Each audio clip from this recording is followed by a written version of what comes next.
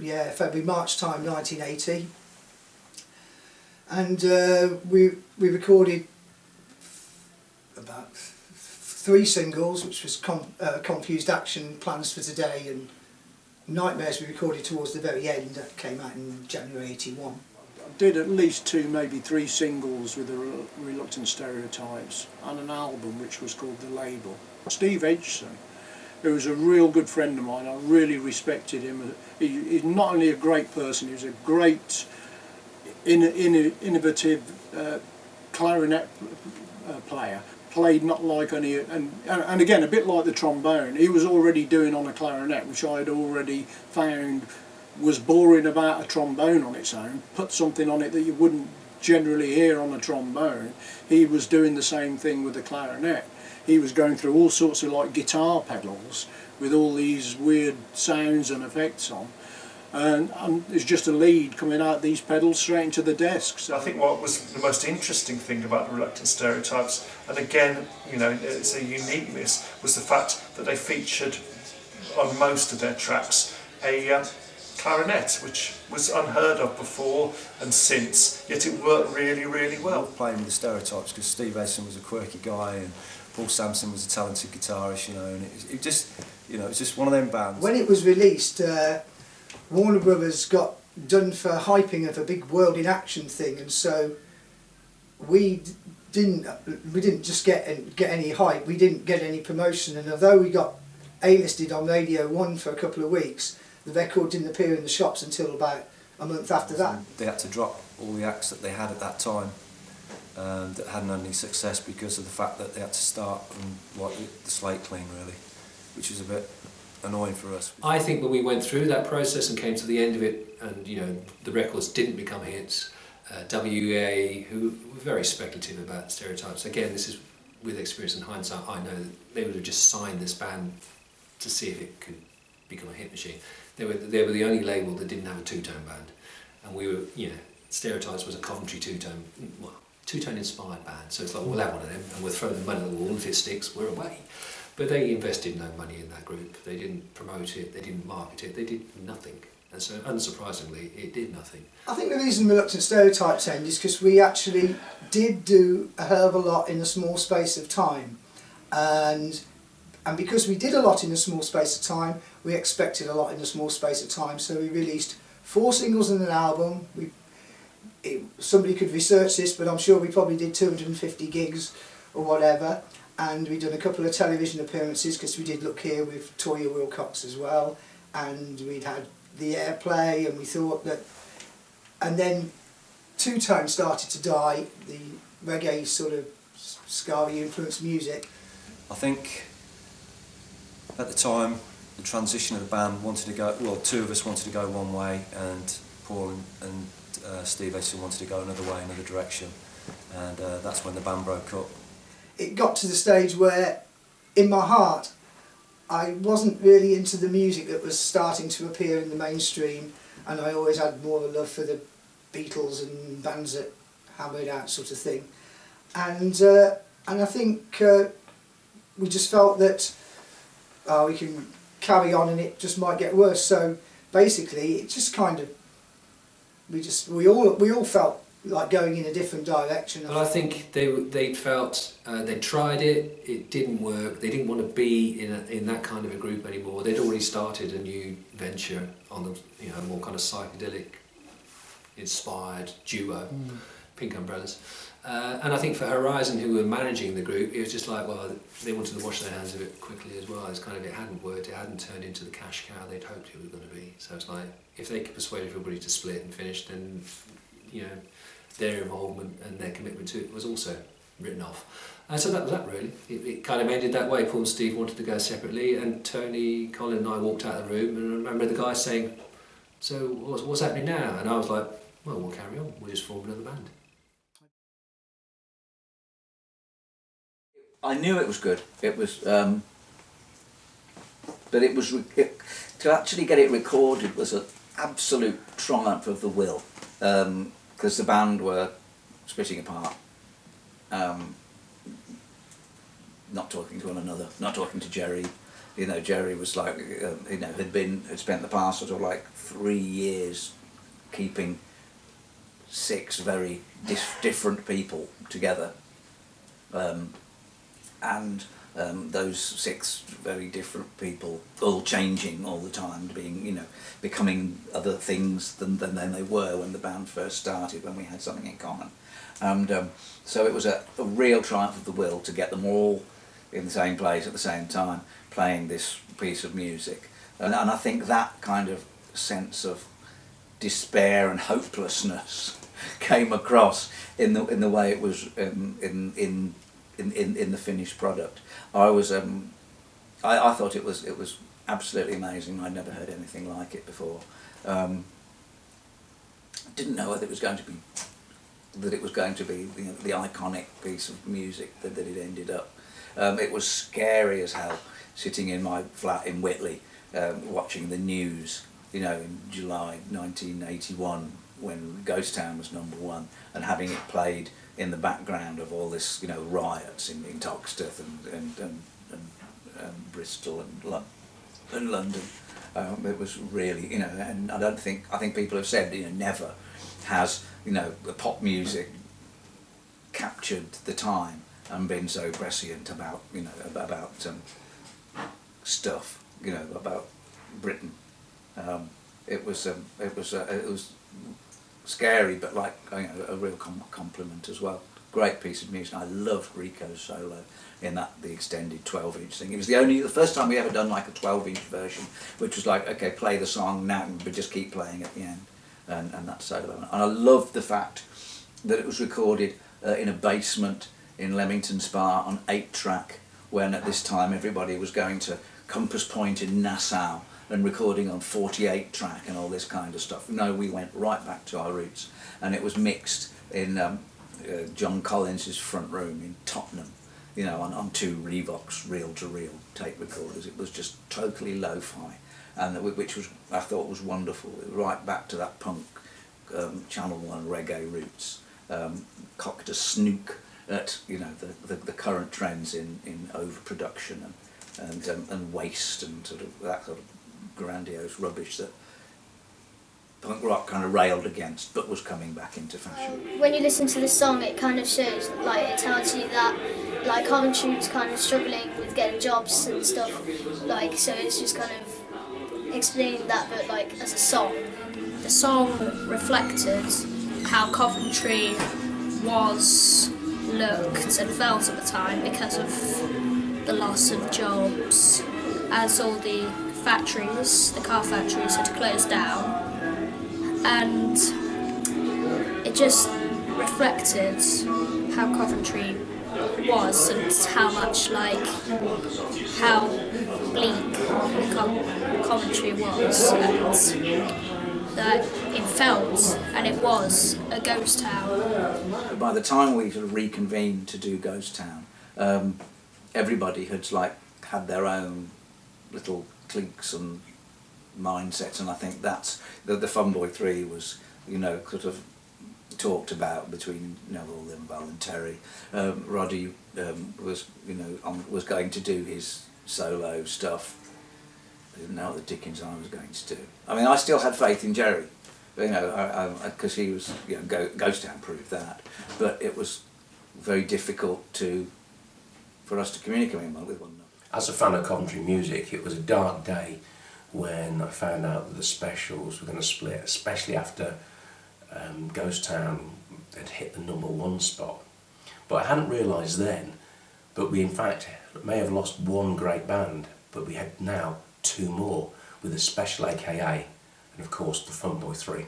In the early 80s there was a really quite a cult music scene going on in Coventry, and there were 3 bands. There was Skeet, the band that I played in, there was the Jessie Boy 5 and a great band called Xander's System, and we all met up and enjoyed Chris Long's Doc Lang's Rhythm Clinic, which often would happen at the Hope and Anchor and indeed Dice Club and Busters.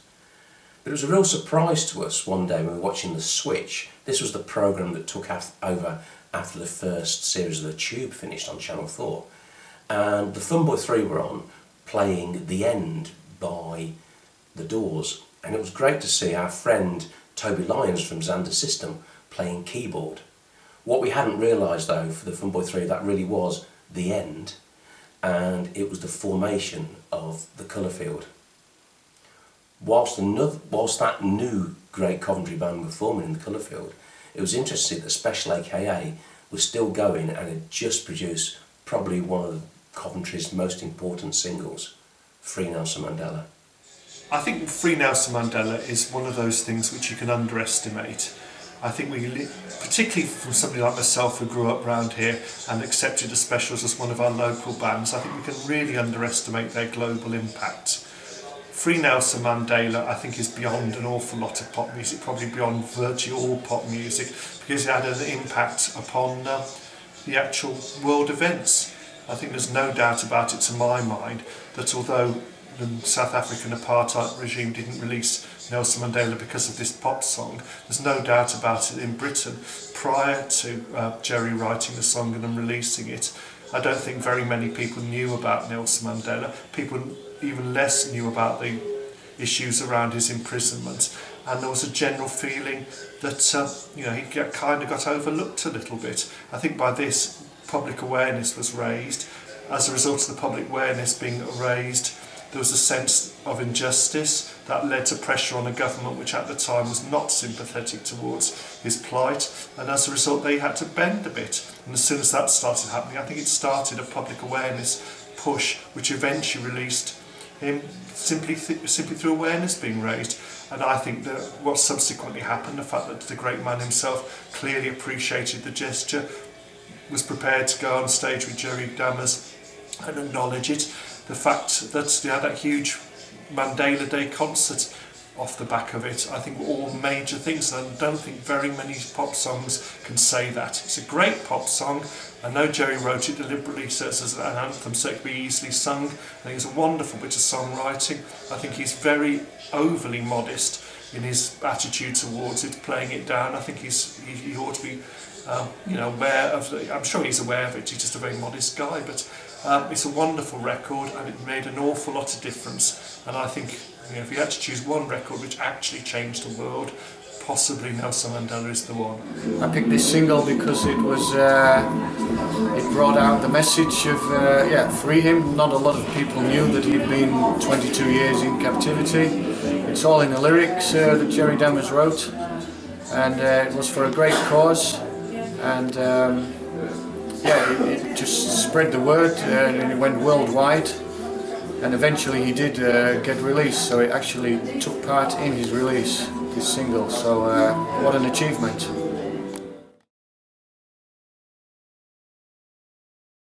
We were musically trying to fuse Teardrop Explodes and Simple Minds and theatre, because I was still in I was very over the top theatrical performer with the Stereotypes, embarrassing so when I think of it now, but I mean I wasn't drama school, so it's I was just using what I had. We very quickly got the other people in the band, Jim Lansbury, of course, who ended up becoming king. Jim, who had been in Team 23, which was, I guess, they were all labelled Coventry's Dexys Midnight Runners. They were like the soul band in Coventry. And Mike Roberts, or Mick Roberts, who I'd known again around the city as you would have done. He was in the MPs for a while, who Stereotypes had played with, and I ended up being in the Belgrade Theatre on a number of occasions where Mick could sit down at the piano and play and entertain everybody as we were drinking, because he was a brilliant musician and a great singer actually, Mike, and he'd be doing his Elton John and Billy Joel tunes, which he obviously had down pat and was very good at. So I liked Mike, and so we had the members very quickly, and in fact we even had a trumpet player who came from Team 23, Lynn Thompson. Yeah, Lynn Thompson joined us. We rehearsed at the General Wolf.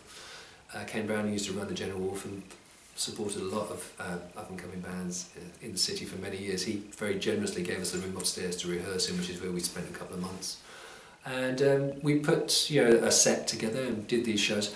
And I invited Perry Hayes, who had, of course, Perry had actually come along to Reluctant Stereotypes. I mean, Perry had seen Reluctant Stereotypes on the Old Grey Whistle Test and thought, oh, I like them. So he'd come along to see the group when we were at the Marquee. to introduce himself, and in his head, I know, he later told me, he was thinking, oh, I'd like to get involved and manage this group. He saw a potential there. Unfortunately, he was arriving at the time as we were collapsing, so there wasn't a group to manage. I think within weeks of Perry introducing himself to the project, probably a month later, we'd split up. But we did stay in touch, and he said, well, I like what you're doing. I think you've got real potential. Obviously, that's why I've come. So whatever you get together next, give me a call, and I'll come along and see what I think about it. So I invited him up to see Raw Screens, and he was kind of polite, but he was like, that's not what you should be doing. Nobody in any planet at any moment in time is going to be interested in that kind of stuff. So I suggest you think again, which was fair enough. And I then went to spend a lot more time in London with him, a couple of months, hanging out down there, and between he and I we began to talk about, he then opened up a lot more about what he saw in me as a potential frontman, and what he when he first saw the Ogre Resort Test and then came along to Stereotypes gigs, and what he saw in me as a potential star. You could be this, but really with your voice and your looks you need a kind of thing around you that's this. And we kind of discussed this stuff, and I think in our own references we were talking about a great dance band, an entertaining live act. That's what we wanted to be. And bit by bit, as the name became something that was like, okay, well maybe we should call it King. And that was actually his partner at the time, his co-manager who came up with the name King. That's a great name for the group. And through that we got to this notion of, well, maybe that where we should be is somewhere between Queen and Prince. I think we had a lot more freedom, especially myself, with King, because it was more of a non-manufactured sound, whereas I'd say the Stereotype sound was more orchestrated in a studio environment, whereas King was more live oriented. It was built on the live sound and playing live and all the sort of experiences and feels you get from that. So that was the difference. Both enjoyable to play in. I think with us, we just spent a long time rehearsing really hard, with a good manager in the background, so we were developing our ideas, and the whole style and look of King, which Perry Haynes was very, of course, a big part of, in the sense of, I was very much the muse and the clothes horse of how it looked, but then off the back of that and what we were making sonically, Perry was thinking, okay, it needs to be this, and as I say, the kind of tougher, and that's where the boots came from, and all this lean, muscular dance rock thing. King was a great experience because of the fact that we played on a lot bigger audiences, stadiums, touring with Culture Club, Paul Young in America. And that, I suppose, was what kind of broke the band. And then the next tour we did had actually been booked before Love and Pride charted, or got high up in the charts.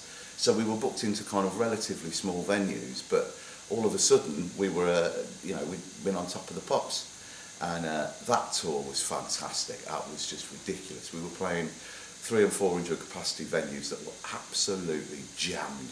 People, outside trying to get in, people climbing in through dressing room windows and God knows what. It was just fantastic. And that really, I suppose, was, if there ever was King Mania, I suppose that was sort of the start of it. And then it was just bonkers for probably 2.5, 3 years after that. It was bonkers. We were everywhere. I think for all of the moments that I always come back to with King, and if people ask me, what do you remember, what was the best bits, it's usually always live stuff, because I think that's what we were. King was a fantastic live performing band. It's only later on in life you realise what you've actually achieved, probably, and I feel very lucky to have done what I've done. I suppose it's like being a football player or winning the lottery, to do something you love doing and getting paid well for it. And probably not appreciating it as much as you do when you're younger, But yeah, it was great fun. In real terms, I think by the time we got to the end of '85, it kind of, a bit like a love affair. When you really throw yourself into somebody, you do everything together, and you think, we're a team, me and you, darling, this is what we do, and I'll do it for you, and you'll do it for me. And then you discover that person doesn't quite feel the same way about that, and actually they're pulled back a little bit, and that trust you thought you had, and that understanding you thought has now been questioned and is not the same. Then on both sides, it's not quite the same relationship anymore. And in some cases you can override that and get it back together, or in other times you think, well, actually I don't know if I want to be with this then.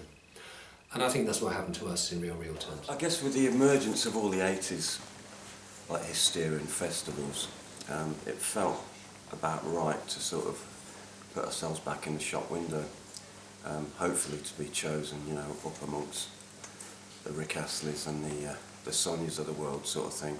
And got a lot of unfinished business really, that we wanted to have fun really and explore the old songs again. So that was why we chose to kind of get it together now really. And as far as Paul, he was asked, and he just felt it wasn't right for him at this sort of time to put himself back in the spotlight, which we kind of knew from previous sort of, you know, conversations we've had with him. Yeah, they have asked, and he has asked on a few occasions down the years to look at, you know, doing events. You know, do you want to get together and do something for this, or?